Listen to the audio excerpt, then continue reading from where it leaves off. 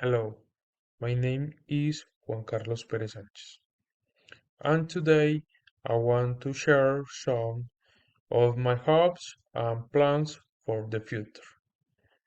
This year, I am going to change several of my habits, especially the way I organize my time, because I want to be more punctual and consistent with my responsibilities.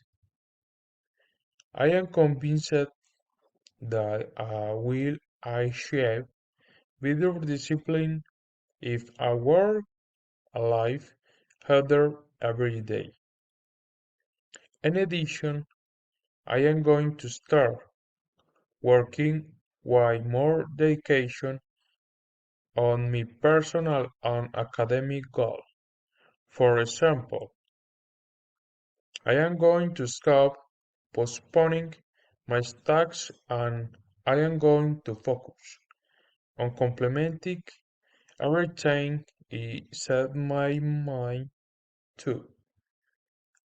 I know that this will help me grow as person and get better results in studies. In the future, I will keep improving my skill and I am going to look for new opportunities to learn. I am also planning to finish my studies successfully and continue preparing myself professionally because I want to build a stable future full of achievements.